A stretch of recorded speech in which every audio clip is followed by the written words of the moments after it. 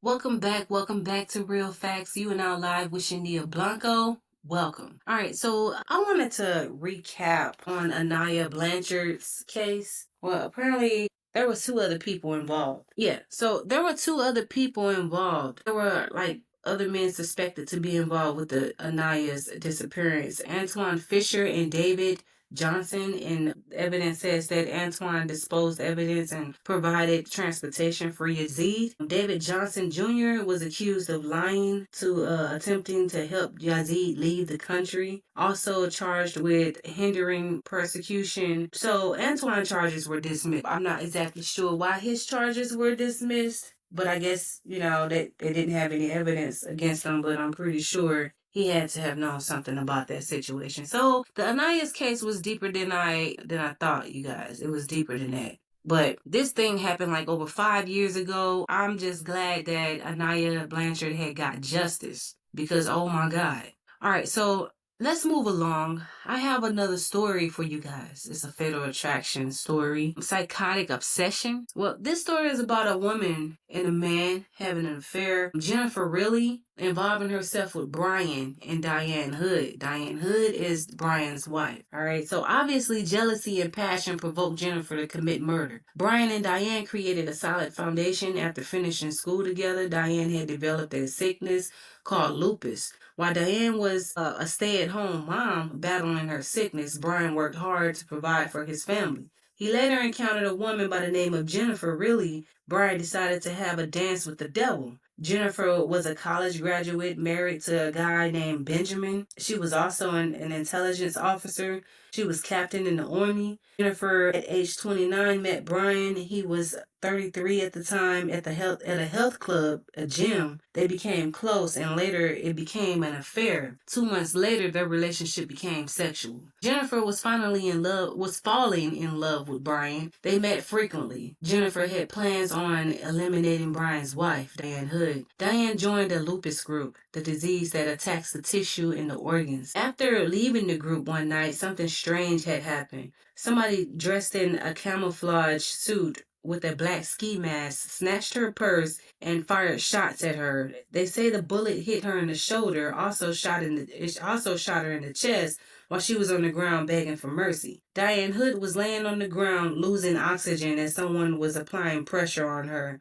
Diane was pronounced dead on arrival. A homicide detective was so angry about what had happened, so he promised to catch the killer. So Diane had gave up, even though Diane had gave up her purse, the killer still shot and killed her. So there were officers searching around the crime scenes with dogs, and the dog led the officer to a trash can where he had found a black ski mask and a camouflage pantsuit. It all matched what the witness had said about the shooter at the scene. Another piece of evidence the officer found was a brown strand of hair and also that was on the ski mask and also gunpowder on the glove. But the investigation was coming to a dead end. They still didn't have any leads. Not any solid ones.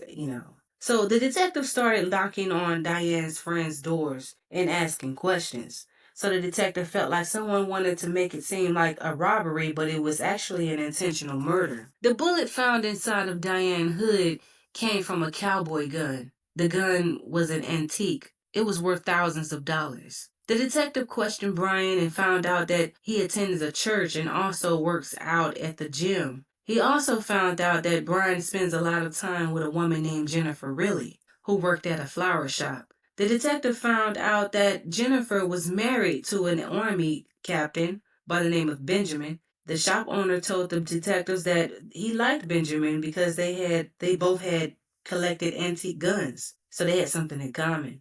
This was a solid lead for the detective. So he wondered, did Ben own the gun that killed Diane Hood? Did he own the military clothes as well, found in the trash? Did Ben kill the wife on his wife's lover when he found out about Jennifer and Brian's affair? Or was it Jennifer that shot Diane Hood dead? The detectives knew that Ben was an expert in killing, and he also knew how to get away with murder. So the detective went to question Ben.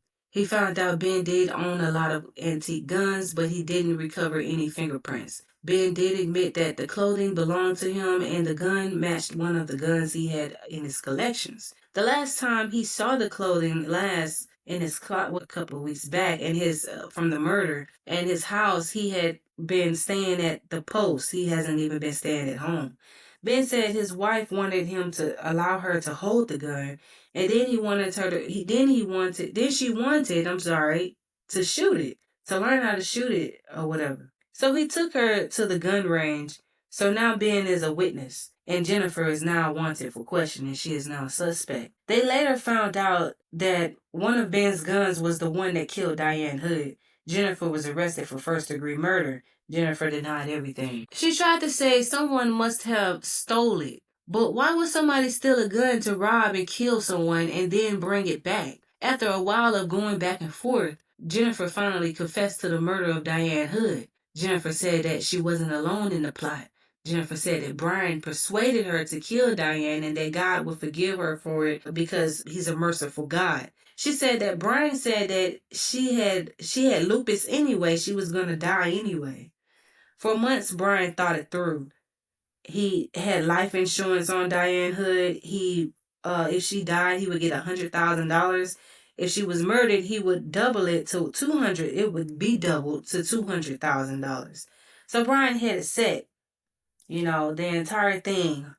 He had it all set up, and Jennifer was stupid enough to carry out the plan. Jennifer went to jail for first-degree murder, but Brian, the mastermind, was still free at the time, and of course Brian blamed it all on her, but the court didn't buy it. So Brian was found guilty as well, but he didn't get charged for first-degree murder. He got charged for, planning it or whatever, and other things, being accessory to it or whatever. But anyway, he got 37 years, and Jennifer got life in the penitentiary with the possibility of parole. So she ended up serving some years, over 20-something years, but she ended up getting out in 2017. And Brian, he served 27 years and he got out on parole. So Jennifer said that she changed since she'd been in jail. She had built her relationship with God.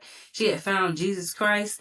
But 3 months later, after they had released her, she caught cancer. So maybe her catching cancer was just a reminder from God not to, do anything like that again. I don't know. But that was a crazy, crazy, deceitful love story right there. That was absolutely out of line. I mean, why would you do that to your wife? She's already about to die. She's already going through enough. She's at home taking care of your children, trying to get through the day. She's already going through situations like the sickness that she has, this disease, and you're out here plotting and planning her murder, not thinking about you guys as kids. I mean, how are they gonna feel about the situation? I'm pretty sure that he lost his relationship with his children. And I'm pretty sure that Jennifer may have lost her relationship with her children, because how could you be so stupid to throw away your life and leave your beautiful children behind without a mom or a dad? A lot of people, they get caught up they get caught up in the life of passion, and they don't think.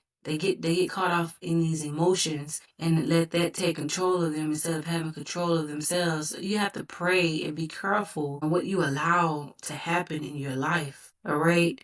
Because you don't want to end up like Jennifer really and Brian Hood in the penitentiary for almost your entire life over something that could have been avoided, that didn't have to happen. Like, what happened to just divorcing somebody and walking away? Anyway, that was a bizarre story, you guys. But anyway, I will be back next week with another Fatal Attraction story. Please leave a comment in the comment box and let me know what you think of that. That was really crazy and very insane for someone to do that to their wife. To do anything harmful to anyone is very, very insane. But anyway, like I said in my previous episodes, there is help out here for the victims. There will be a link in my bio, in this video link. Also, there's help out here for the abusers, all right? So make sure you guys stay tapped in, stay locked in with Real Facts by Shania Blanco, and I'll see you guys next week at 11 o'clock p.m. Central Standard Time. Thank you.